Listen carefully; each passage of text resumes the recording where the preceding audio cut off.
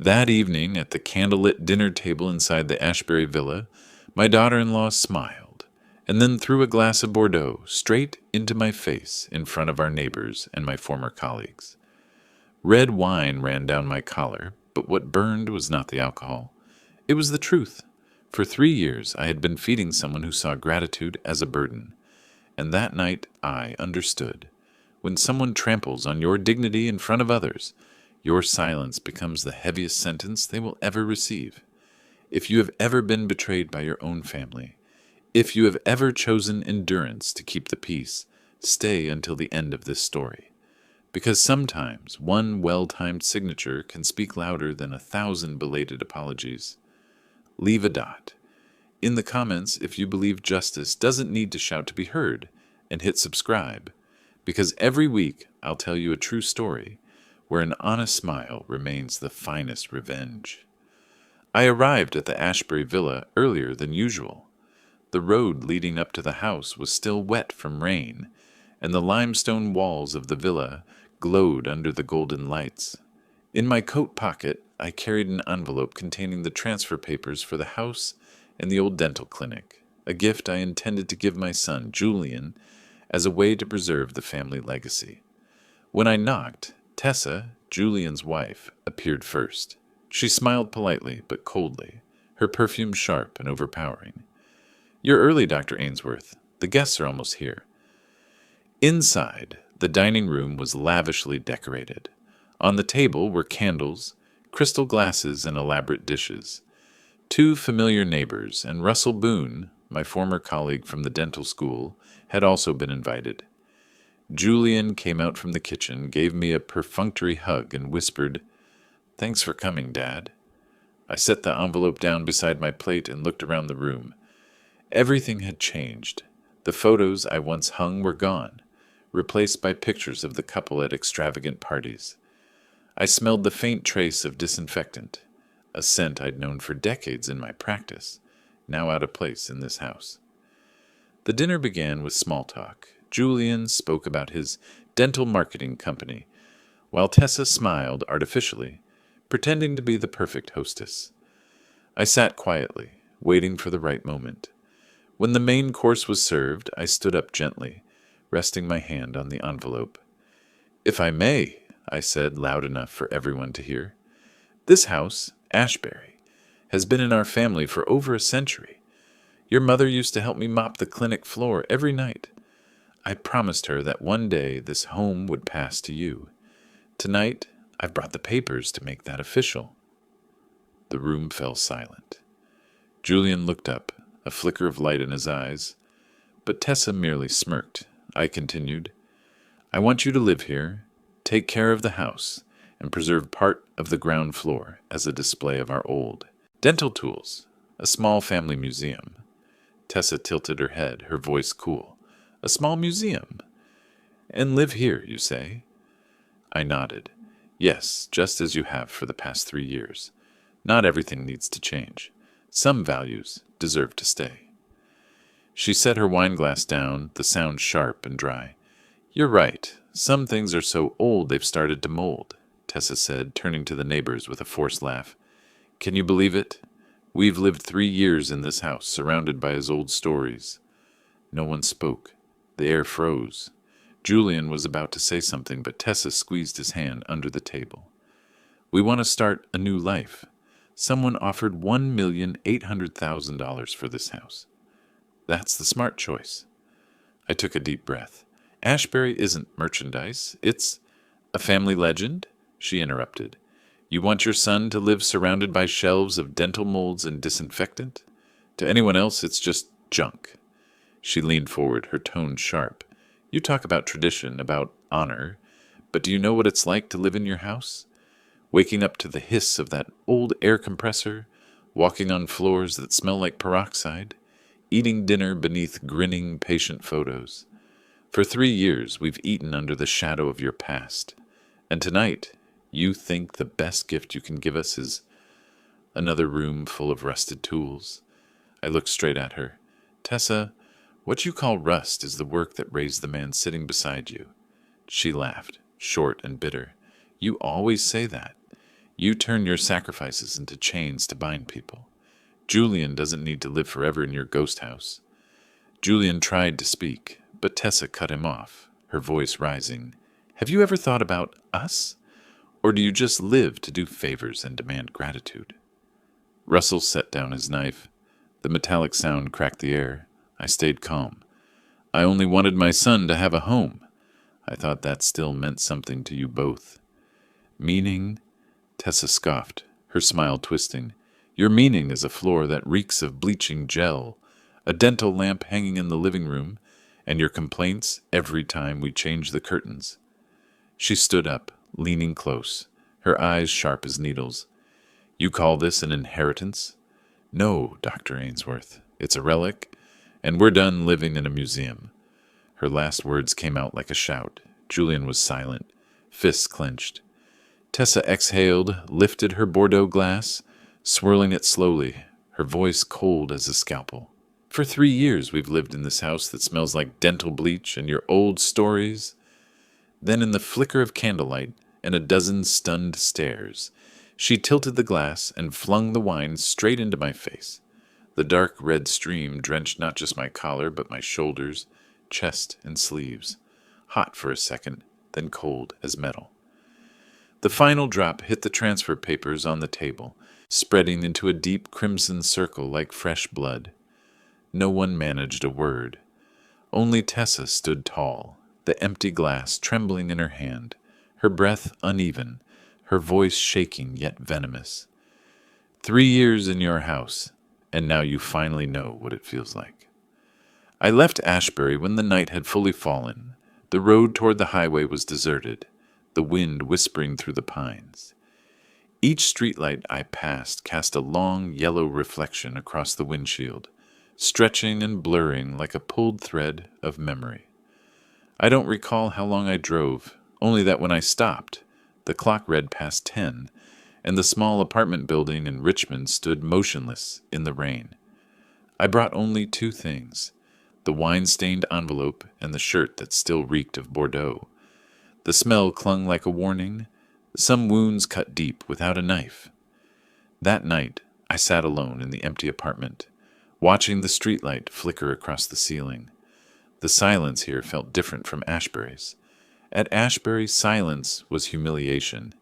Here, it was the beginning of calculation. I knew that to reclaim my dignity, I didn't need to shout. I only needed to remember every detail, the way a doctor records his own case file. And so the next morning, I opened my laptop. The pale glow of the screen lit my hands like an old examination lamp. I opened a new file, and that's how my journey began again, not with needles and thread, but with cold numbers on a spreadsheet. The apartment I rented in Richmond was about the size of the old X-ray room at Ashbury. 4 gray-painted walls, 1 window facing the parking lot, and the damp smell of carpet that no cleaner could completely remove, even after 2 rounds of deodorizing spray. On the small wooden desk sat my 10-year-old laptop, the screen casting a pale, cold light, like the exam lamp above a dental chair. I opened a new spreadsheet. The white boxes of Excel appeared, neat, silent, and to me, they looked no different from a patient chart, except this time, the patient was me. I began to type. First line, property tax, $18,000 multiplied by 3 years equals $54,000. I remembered every letter from the tax office, even the messy signature of the clerk whose payments I always made on time, so my son and daughter-in-law wouldn't have to worry. Second line, home insurance, $4,500 multiplied by 3 equals $13,500. I once told Julian, insurance lets you sleep peacefully, and he only laughed. Nobody fears house fires anymore, Dad. Third line, utilities, $7,000 multiplied by 3 equals $21,000. I remembered the electric bills, always high because the ground floor ran the air compressor and LED dental lights, but Julian insisted on keeping them on.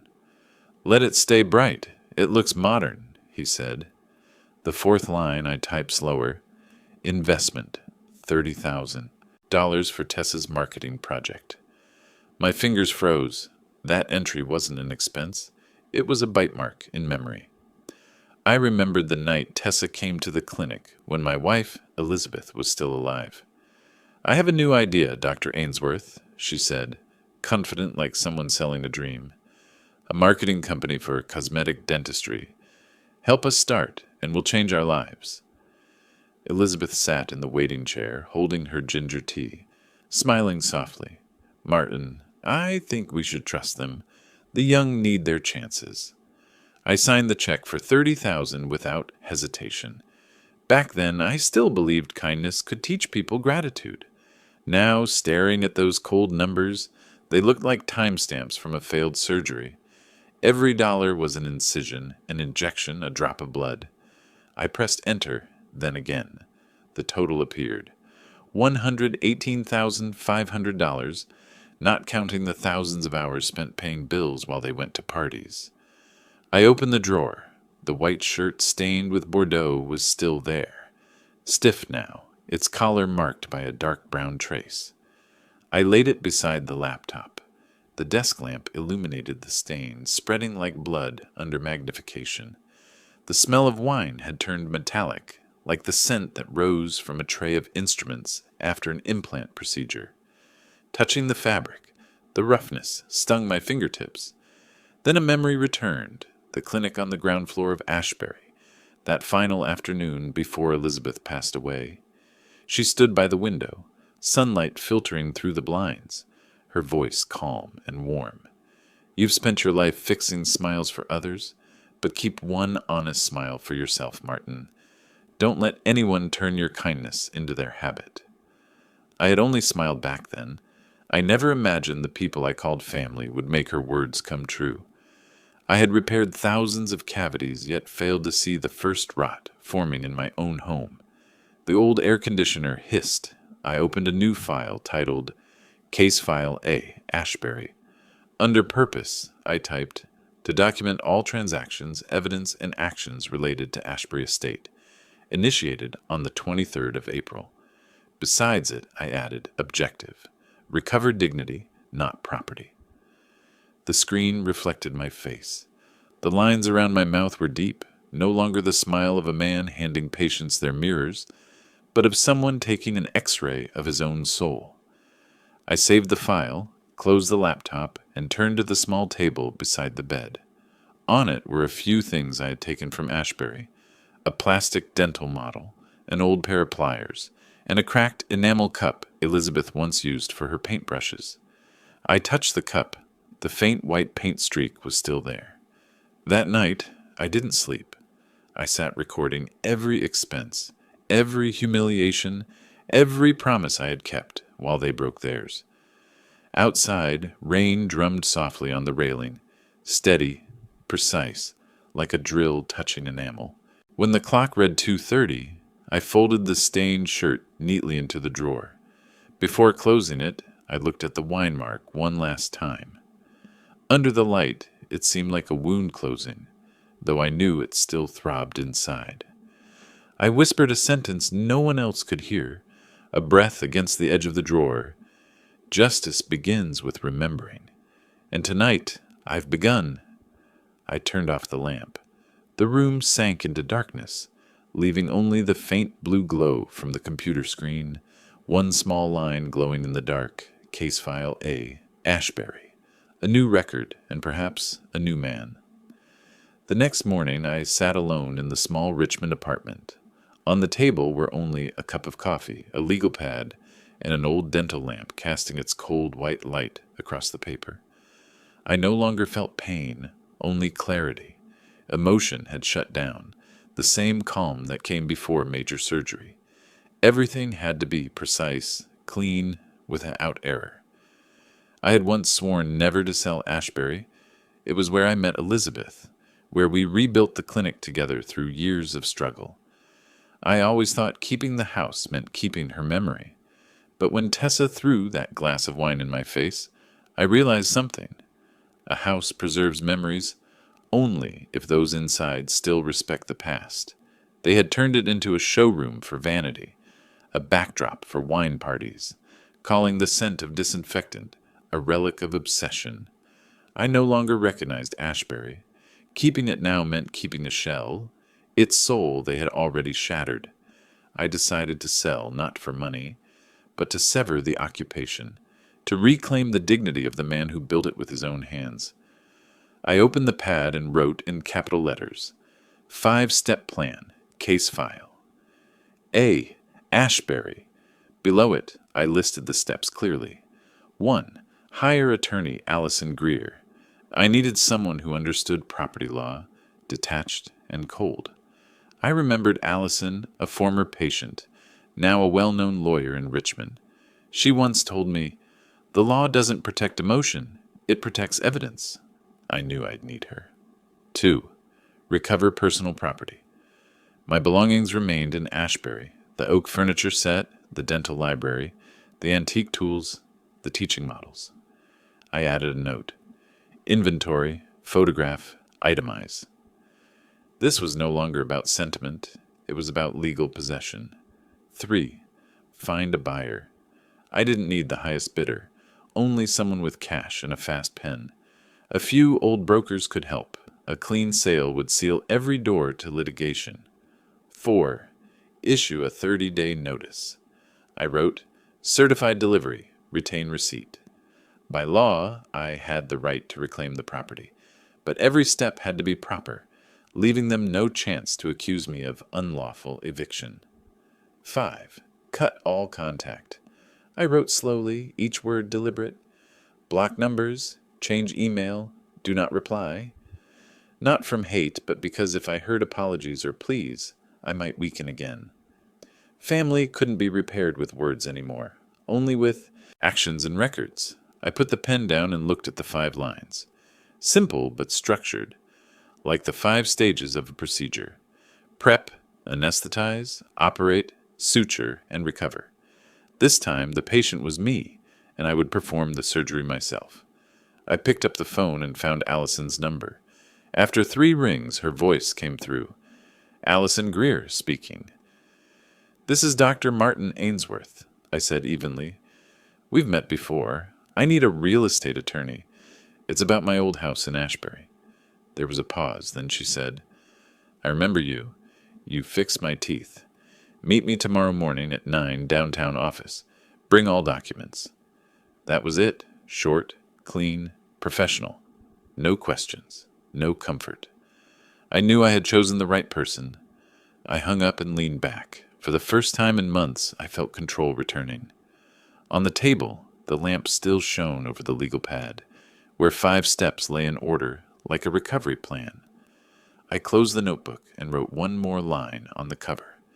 Begin tomorrow, and do not hesitate. Outside, sunlight began to rise, slipping through the blinds and landing on the dried Bordeaux stain on my collar, draped over the chair. The red mark looked like the scar of a finished operation, the wound still there, but the patient awake. Tomorrow, the plan would begin. The next morning, I arrived at attorney Allison Greer's office in downtown Richmond. The room was bright, clean, and quiet. On the desk sat a pot of coffee, stacks of thick folders, and the walls were lined with framed certificates. Allison walked in wearing a white shirt, composed and confident, her smile measured. Good to see my old doctor again, she said. I chuckled. I just fixed your teeth once, that's all. She replied, True, but today our roles switch. You fixed my teeth then. Now I'm here to help you fix your life. I opened my briefcase and laid out every document. Tax receipts, insurance policies, utility bills, transfer slips for Tessa's marketing project, and the cost summary I had compiled. Allison examined each page carefully, the sound of paper turning sharp in the quiet room.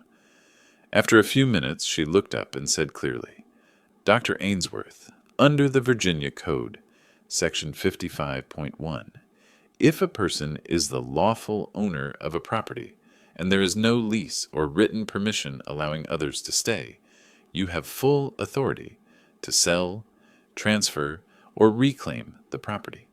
Your son and daughter-in-law have no legal documents, which means they're merely occupants by tolerance.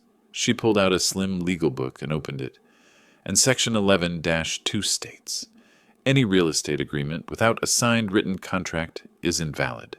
No one can claim ownership by word alone. All legal rights belong to you. I stayed silent for a few seconds. Hearing her speak felt like fog lifting from my mind. Allison, I asked, if they react or threaten to sue, what should I do? She answered immediately, nothing to worry about. We'll follow the procedure. Send a certified notice before listing the house. Keep proof of receipt. They'll have no grounds for action. She turned her laptop screen toward me. Here's the 90-day plan I recommend. First 30 days, you recover your personal property and finalize documentation. Day 31, send the official 30-day notice to vacate. Day 61, list the property discreetly for sale. Day 90, close the sale and transfer title. Every step will be lawful and leave them no room to maneuver. I looked at the schedule on her screen, each timeline marked cleanly, precise like a surgical chart. Allison continued calmly. We don't argue. We use documents, clauses, and deadlines. The law will handle the rest. She handed me a freshly printed sheet titled Legal Representation Agreement. From this moment on, I'll handle everything on your behalf. If they contact you, direct them to me. Then she smiled. You've saved many people with your hands. Now it's time to save yourself. I picked up the pen and signed. The signature closed neatly, like the final suture of a wound. Allison gathered the papers, her voice firm. Starting today, justice is your operation, and I'll see it through with you. I rose and shook her hand. Thank you, Allison. She replied simply, Don't thank me. Thank yourself for finally choosing to begin. As I stepped into the hallway, sunlight streamed through the glass panes, casting long golden threads across the floor like stitches mending the torn fabric of a life. From that moment, I knew the surgery called justice had truly begun. Dawn had just broken, and the road leading to Ashbury was still covered in a thin mist. I stopped the car at the gate, turned off the engine, and sat still for a long moment.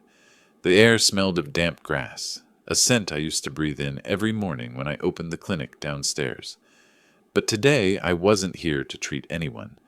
I was here to inventory, like a surgeon returning to an old operating room to reclaim what once belonged to him.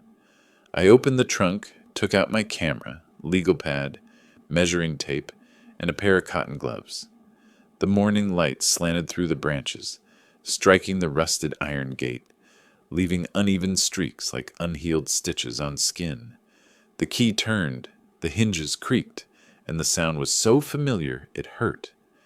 Inside, the house was quiet. The ground floor, once my clinic, was now abandoned. The wooden sign that once read Dr. Martin Ainsworth, DDS, had been removed, leaving nail holes on the wall.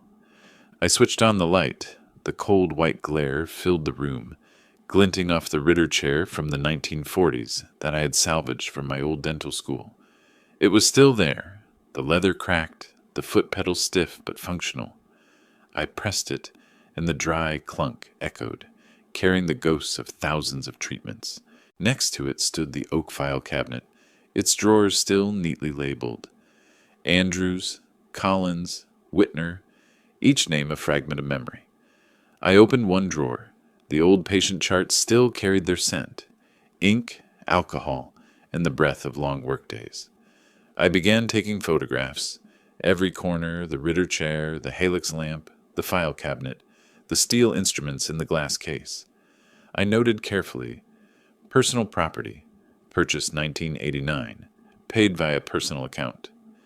It felt like I was performing a forensic report on my own past. Footsteps echoed behind me. I didn't turn around, just took a few more shots before saying, "You're up early."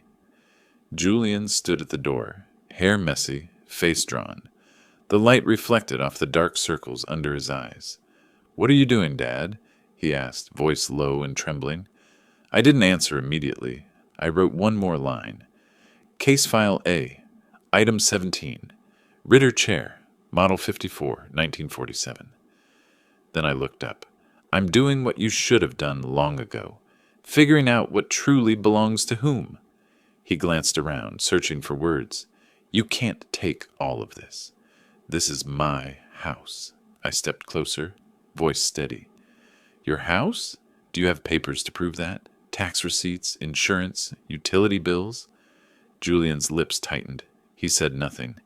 The click of heels came from the stairs. Tessa appeared, hair tied up, wrapped in a white robe.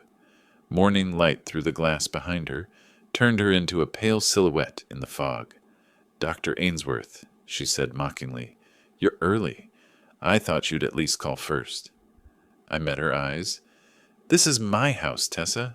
I don't need an appointment to enter what I paid for. She smiled faintly. Everything here has been ours for 3 years.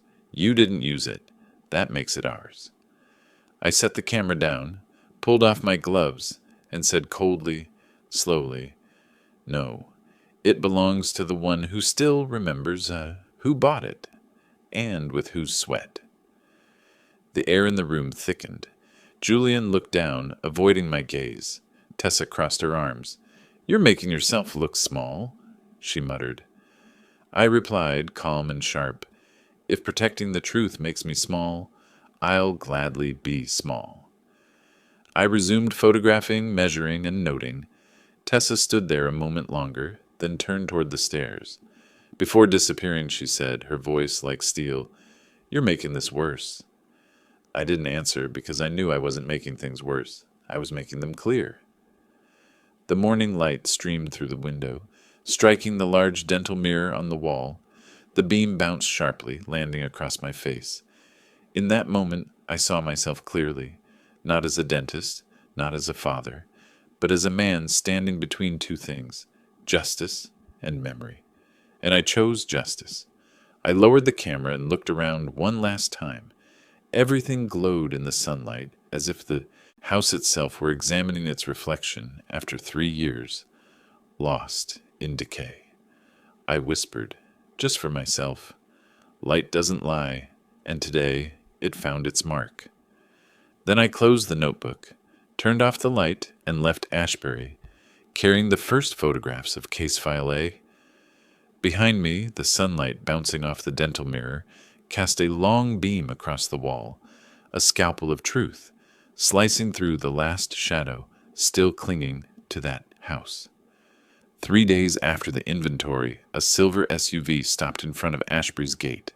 Stepping out was Beatrice Lang, owner of an antique gallery in Charlottesville that specialized in restoring classic medical and dental equipment.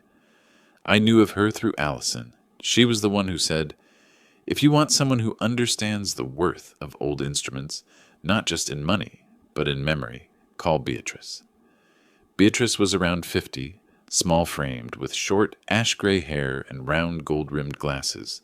She carried a measuring kit, a digital camera, and a brown leather folder. The way she walked, precise, efficient, unhurried, was exactly how someone accustomed to a clinical room would move. Dr. Ainsworth, she greeted, shaking my hand firmly, I hear you have a living museum downstairs.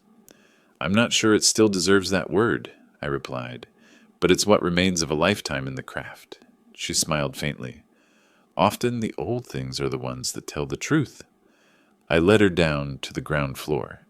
The clinic looked brighter now. I had drawn the curtains, and sunlight poured over the 1940 Ritter chair and the glass cabinets, where I had organized my tools.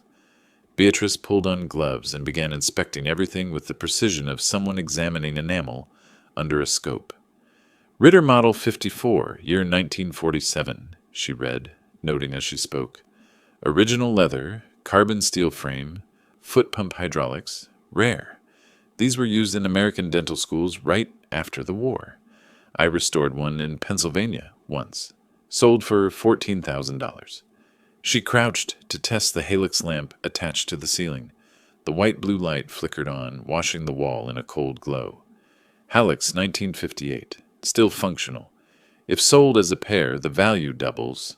Original fittings are nearly extinct. I'd estimate $8,000.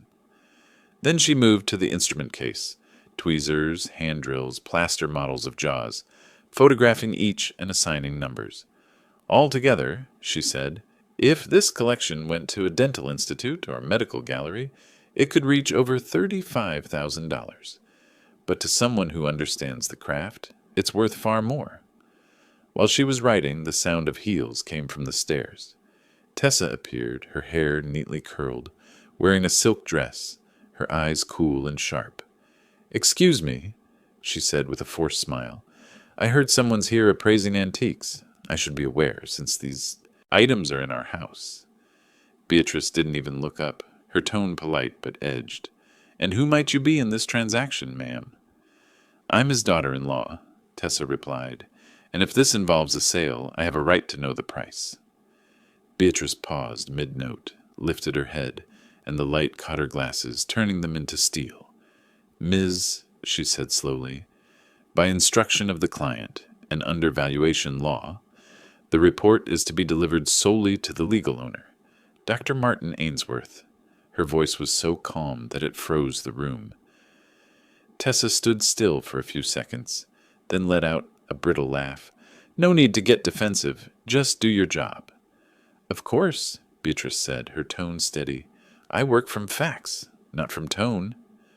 Tessa turned sharply, heels clicking against the floor, and vanished upstairs. When her footsteps faded, Beatrice sighed and looked at me. "I apologize, Doctor. I didn't mean to cause tension, but I've seen that type too often. People who think they own everything just because they're standing inside the walls." I smiled faintly. "No need to apologize. You just said what I've been meaning to," without saying a word. Beatrice finished her notes, signed, and stamped the appraisal. When she left, she placed a brown envelope on the table. "Inside is your copy of the catalog. The official one goes to Ms. Greer." Then she stopped, took a small note card from her pocket, and laid it beside the envelope. Her voice lowered, and for a moment it carried the weight of something deeply personal. "I once lost my home too, Doctor. I didn't manage to keep anything, except my dignity. Don't let them take that from you."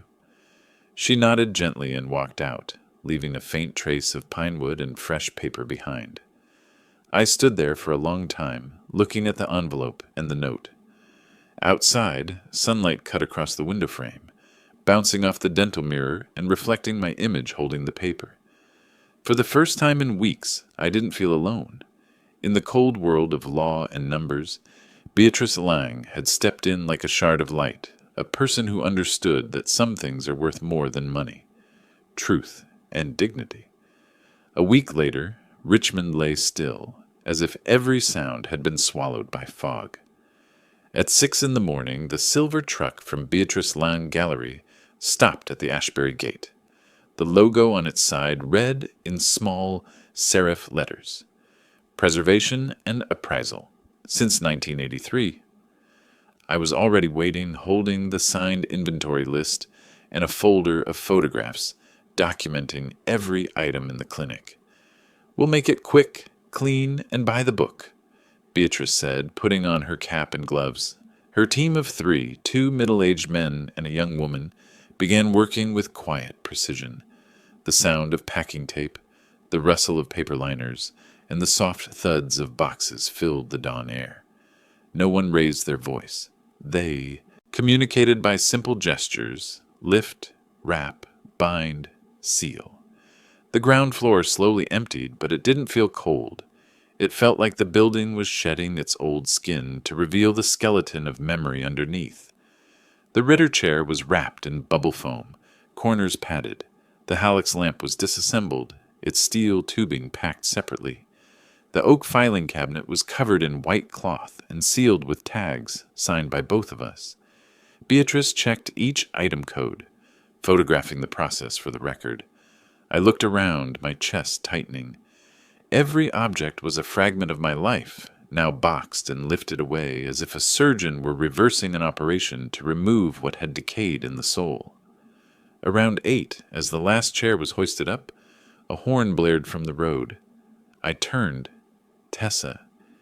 She stepped out of her SUV in a long coat, her face bare, eyes wide at the sight of the truck and the row of labeled crates. "What is this?" she shouted, voice sharp. "What are you people doing in my house?" Beatrice remained calm, not even glancing up. "We're relocating the personal property of Dr. Ainsworth, as listed in a notarized inventory." Tessa stormed closer, pointing. "This is theft. I'm calling the police." I approached her slowly. "You should, if you want. But before that, read this." I pulled from my case the Inventory A, case file Ashbury, bearing the signatures of myself, Beatrice, and attorney Allison Greer, stamped by the county notary. Inside were photographs of each item, serial numbers, purchase dates, and faded receipts from the 1980s. Tessa snatched it, flipping through quickly, her hand trembling. Each page was a blow she couldn't deflect. She crushed the folder, then threw it on the table. "You're humiliating me. This is our house." My voice was steady, almost quiet. "No, this is my property. And if you feel humiliated, it's because the truth has finally held up a mirror." A car pulled into the drive. Julian. He stepped out, confusion on his face, taking in the scene. Tessa by the stairs, movers at work, Beatrice with her clipboard, me in the middle of the room. "Dad," he said hoarsely, "what are you doing?" I met his eyes, my anger long gone, only exhaustion left, taking back what's mine. These things were with me for 40 years, not 3, and I have every document to prove it. Julian said nothing. He looked at Tessa, then down at the floor, hands buried in his pockets. Silence. "Say something," Tessa snapped. "You're just going to let him haul everything out of your house?" Julian whispered, barely audible. I don't know what to say anymore. The air turned heavy. Beatrice looked at me and nodded. "We're finished, Doctor. The items will go directly to our storage facility in Charlottesville. Full photo log and report will be with Ms. Greer today." I nodded. Beatrice signaled her crew. The truck doors shut with a heavy metallic thud that echoed across the front of the villa like a suture sealing an old wound. Tessa turned away, tears brimming but not falling. "You'll regret this," she said. I answered, "Maybe, but at least I'll regret it in a room free of lies." Julian's eyes followed me as I walked to the car, ashamed, hollow. I gave a small nod. No blame, no hatred, just a silent farewell. The truck rolled off, leaving the old iron gate behind. I followed, driving through tree-lined streets, bathed in morning light. In the rearview mirror, the house shrank, then disappeared behind a curve. That was the moment I knew, the calm before the storm had begun. No more shouting, no more whine. Only law, evidence, and time. The 3 things Tessa could never manipulate. I turned on the radio, the wind slipping through the cracked window, carrying the scent of mist and fresh paper from the files on the seat beside me. Inside, I felt a strange peace, like a surgeon after the operation when the wound has been stitched and the bleeding has stopped. I knew the days ahead would not be easy, but at least this time the battle would unfold in daylight, where no one could pour wine on the floor and call it the truth. 3 weeks after the removal, I received a call from Allison Greer at 8 in the morning. Her voice was clear and firm. "The 30-day notice has been served, certified, and signed by the other party. From now on, everything proceeds by law." I stayed silent for a few seconds, then said only, "Thank you." She replied, "Don't thank me yet. The storm's coming, Doctor." She was right. Only 3 days later, Tessa posted a long message online with the sensational headline, "Old dentist kicks young couple out to take back his clinic." The post spread fast, showing her crying at the Ashbury gate, hugging Julian, the "for sale" sign I had just planted in the background. Public outrage erupted, hundreds of comments pointing their anger at me. "How much is a parent's kindness worth these days? He's so greedy he threw his son out on the street. Honor is just an excuse to steal back property." I didn't respond, didn't post, didn't speak. Allison said, "Silence is the strongest response when you have evidence." But the media didn't stay silent. A local paper published an interview with Tessa, calling it "the generational war, when tradition clashes with greed." People didn't realize the truth is never loud. Allison filed a petition with the Richmond Circuit Court to confirm ownership, attaching the full record: tax receipts, notarized deeds, asset lists, appraisal photos, certified notices, and the signed purchase agreement. The hearing was set for May 17th. News spread quickly. That morning, as I arrived at court, dozens of reporters and onlookers stood outside. A few of my former patients, people I had once treated for free, sat quietly in the back rows. Tessa and Julian entered with a young attorney. She was neatly dressed, but her eyes were red and swollen. When Judge Robert Grant, known for his precision and discipline, entered, the courtroom fell silent. Allison began in her calm, deliberate tone. "Your Honor, my client, Dr. Martin Ainsworth, is the lawful owner of the property, recorded in Deed Book 442B, City of Richmond. The defendants, Julian and Tessa Ainsworth, have no lease, no co-ownership document, and receive proper 30-day notice under Virginia Code. Section 55.1. All documents, evidence, and receipts are submitted." The opposing counsel tried to pivot toward a motion. "Your Honor, we emphasize the humanitarian aspect. This is his son and daughter-in-law. Evicting them has caused severe emotional harm, and my clients only seek peace within their family home." Allison didn't flinch. "Your Honor, there is no legal clause called permanent occupancy due to blood relation." The courtroom rippled with faint laughter. The judge tapped his gavel. "Order." He leaned over the file, flipping each page. Each rustle sounded like a dental drill cutting enamel. Finally, he looked up, voice firm. "The court affirms legal ownership to Dr. Martin Ainsworth. The 30-day removal notice was valid. All other claims hold no legal merit." The gavel struck 3 times. The sound cut through the room like a drill through silence. Tessa collapsed into her seat, covering her face as camera shutters flashed. Julian turned away, shame etched across his face. I rose. The courtroom doors opened, sunlight spilling across my gray suit. I walked past the rows, through whispers and flashing lights. A reporter thrust a microphone toward me. "Doctor, do you have any comment?" I paused a moment, then answered slowly. "No one was thrown out of a home. I merely returned justice to its rightful address." I stepped outside, onto the courthouse steps. Sunlight poured down, cameras clicked endlessly.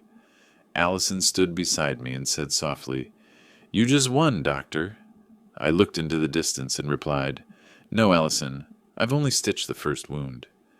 Behind us, Tessa sank to her knees amid the crowd, mascara streaking down her face, while the judge's gavel still echoed in my mind, steady, heavy, the heartbeat of justice finding rhythm again after 3 years of silence. In that moment, I understood. This wasn't just a legal victory. It was the first peak of revenge in daylight, where justice doesn't need to shout to be heard. The noon steps of the Richmond Circuit Court gleamed, sunlight glancing off the stone and coating everything in a thin metallic sheen. Reporters, bystanders, and a few of my former patients still crowded the square. After the final gavel, I thought it was over. But in truth, it was only the moment when the masks began to fall. Tessa burst out of the courthouse. Mascara streaked, her voice shrill and cracked. No trace left of the woman who once wore gowns and pearls at Ashbury. "He stole our home! What kind of father does this to his own son?" she screamed, pointing at me. Cameras clicked furiously, microphones shoved forward, recording every word. But this time, no one joined in. Some only stared, silent. One older woman in the crowd murmured, "If he has the papers, he has the right. She should be grateful instead of yelling." Julian hurried after her, grabbing her wrist. "Tessa, stop! You're making it worse." She pulled away, her voice breaking. "You're still on his side? He's a devil in a doctor's coat." I stood still, said nothing. I watched them like 2 patients in panic, knowing that no advice could reach them now. When her voice finally gave out, I spoke, softly but loud enough for everyone to hear. "Julian." He froze and turned. For the first time in years, I called my son by his name alone, without title or distance. No more pretending, I said evenly. You're an adult. Take responsibility for your choices. Julian lowered his head.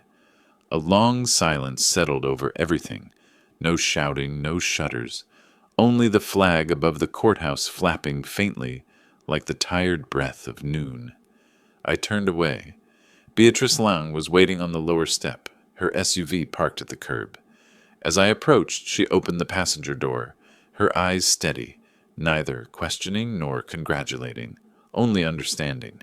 "Get in, doctor," she said quietly. "You've just finished the first treatment of your self-respect. The patient was you." I smiled faintly and got in.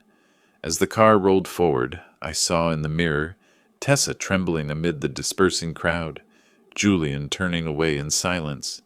The reporters began to drift off. A few former patients came to the window, shook my hand, and said simply, "Thank you, doctor. You made us believe in truth again." The city seemed quieter on the way back. Beatrice drove slowly, the radio low, an old jazz tune humming through the speakers. "When I lost my house," she said, "I screamed like she did. Then I learned. Winners aren't the loudest. They're the ones with the clearest paperwork." I nodded, watching the trees tilt in the wind, sunlight warm but weary across my forehead. "What will you do next?" she asked. "Wait," I said.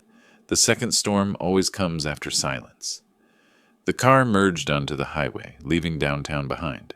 I stared at the line of cars ahead, thinking of the judge's gavel, my son's lowered eyes, and the glint of the dental mirror, which still burned into my memory.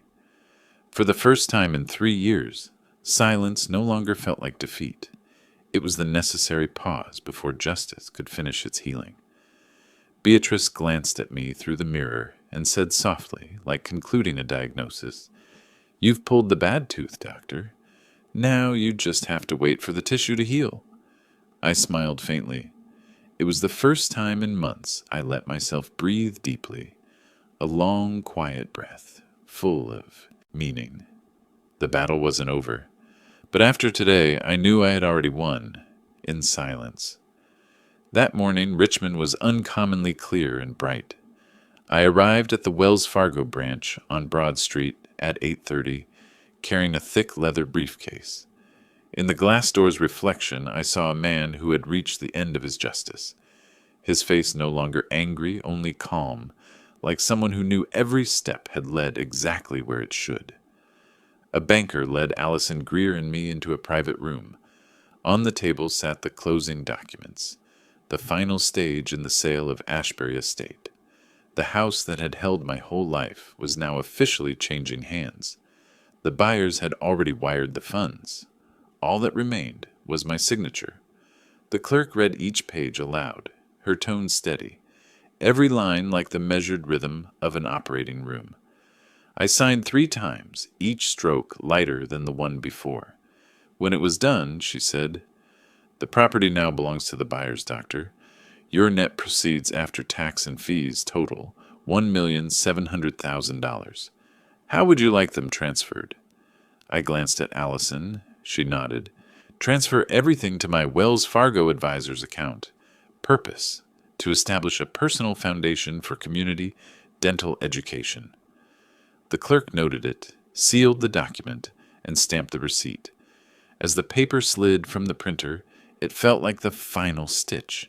The wound closed, the scar the only proof it ever existed. Allison opened her folder and drew out a second stack, my new will. "I've drafted it exactly as you asked," she said. "Just review and sign." I read every clause carefully. The first line stated, "I, Dr. Martin Ainsworth, being of sound mind and free will, make this testament to ensure my estate serves the moral purpose I believe in." Clause 1. 60% of all net assets, cash, securities, and dividends, shall go to the Virginia Oral Health Foundation, supporting low-income dental patients and students in need. Clause 2. The remaining 40% shall form the Beatrice Lang Trust, dedicated to restoring and exhibiting historical dental instruments for public education. The last condition made me smile. The Beatrice Long Trust shall remain valid only if its curator ensures that every exhibit bears the donor's name and that no one may purchase reputation with money. Allison looked up, a mix of admiration and disbelief. You really want to give most of it away? None for family?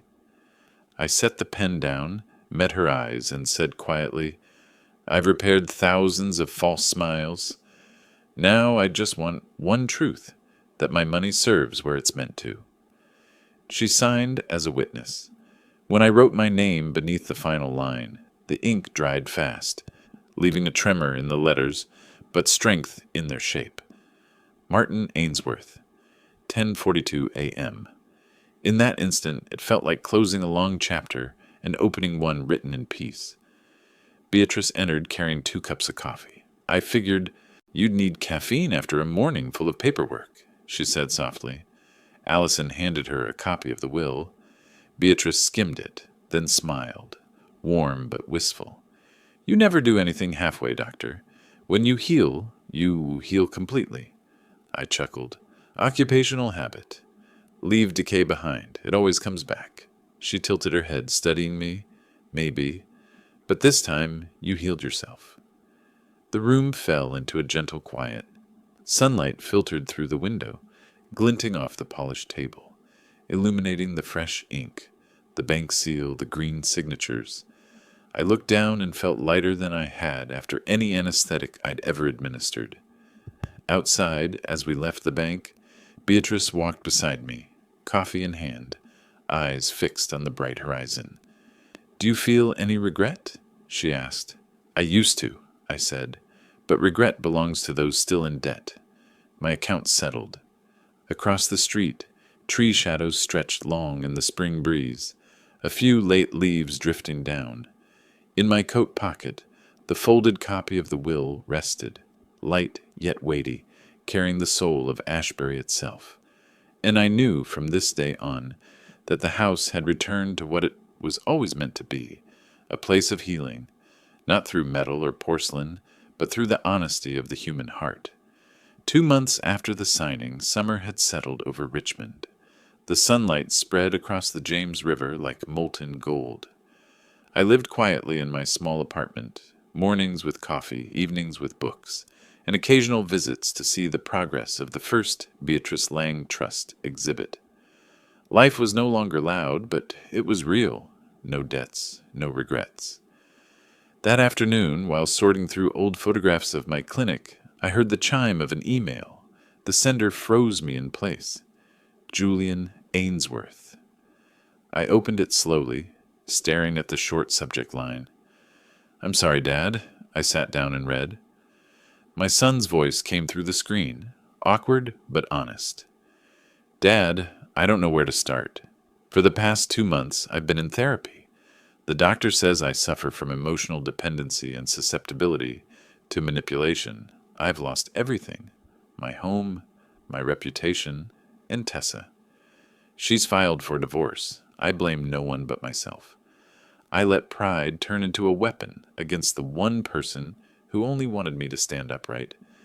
I remember when I was little, you taught me to sharpen the drill bit and said that even a slight angle could ruin the whole tooth. Now I understand. I've drilled my life off-center. If you can, please, forgive me. If not, thank you for not staying silent forever. I stopped reading there. Outside, the afternoon sun had softened. The fan hummed gently, matching the slow rhythm of my pulse. I picked up a pen and opened my notebook, writing in the same familiar hand.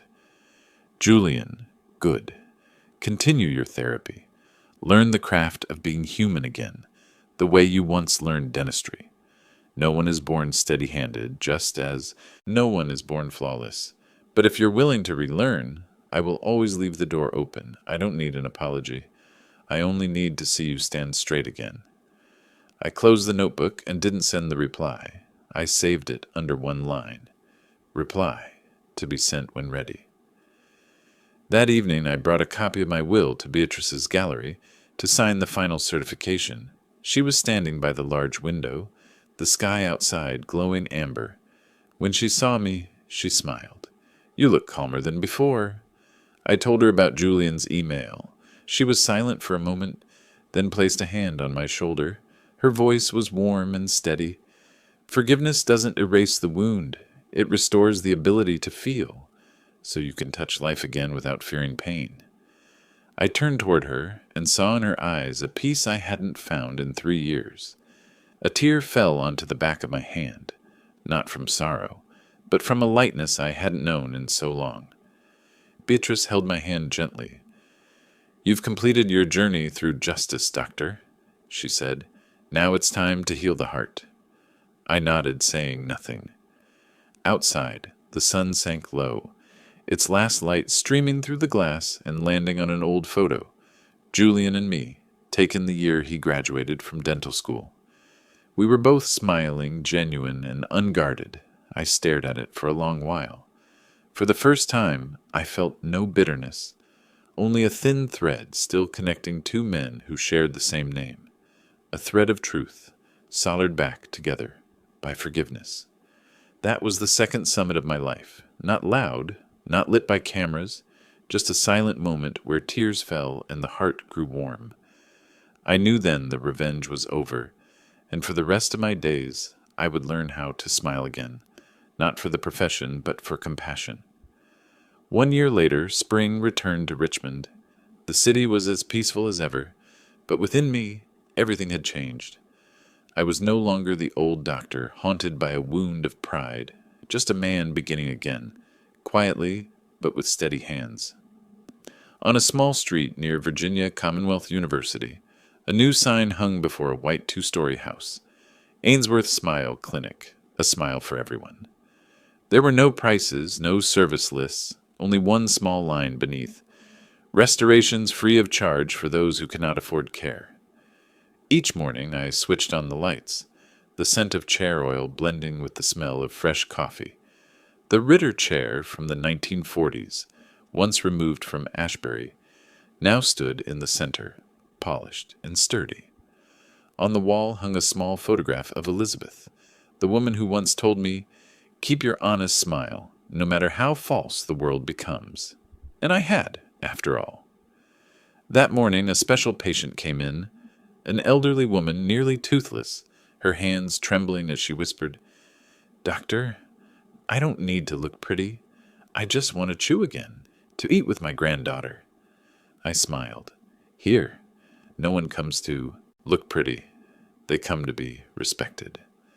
When I fitted her new denture, tears ran down her cheeks, and for the first time in years I smiled too. Not for justice, not for revenge, but because compassion was still alive. At the same time, Beatrice Lang opened an exhibition downtown called Tools of Compassion. The gallery glowed under soft gold light, illuminating relics of the past, antique dental instruments, plaster jaw models, the old Halix lamp, and in the center, the second Ritter chair with a brass plaque that read, "A smile can heal dignity. Mot nu koi ko the chua lan pa jia." When I arrived, Beatrice was adjusting the display labels. She looked up, smiling gently. "Well, what do you think?" I walked the room slowly. The light caught the metal tools, once instruments of fear, now shining as testaments to mercy. "It's not just an exhibition," I said. "It's an apology society owes to those who stayed decent." The crowd grew through the evening, dental students, former patients, even people who once followed last year's trial. But this time, they didn't come for scandal. They came to see that justice could exist within kindness, that a person could stand tall without raising their voice. Later that night, after the exhibition closed, Beatrice and I drove toward the Blue Ridge Mountains. We sat atop a high ridge, the valley stretching green below, the James River glinting like silver in the distance. The sunset brushed everything in amber light. I brought a small box with me. Inside were a few polished dental tools, gleaming softly in the fading sun. Beatrice rested her head on my shoulder and said quietly, "You know, The justice you fought for didn't just win in court. It taught me that people can heal through kindness, the way you always have. I smiled, watching the sun sink behind the peaks. Justice doesn't need to shout, I said. It only needs one person brave enough to keep an honest smile in front of liars. We sat there a long time, letting the mountain wind carry the scent of pine, grass, and the faint hint of mint from a new season. Before us, the sky burned orange, its light glinting off the old metal tools, objects once tied to pain, now symbols of healing. I knew Ashbury had closed its doors forever, but the Ashbury legacy, the belief that dignity can be restored through justice and compassion, would remain, shining like the first true smile I ever learned to give. If you've ever been looked down on for choosing decency, if you've ever had your work, your name, or your home taken away, remember this. Justice doesn't need to shout to be heard. It only needs one person brave enough to keep an honest smile before the false. Leave a single in the comments if you believe that dignity cannot be bought, and subscribe so you don't miss the stories where silence becomes a weapon and kindness becomes victory.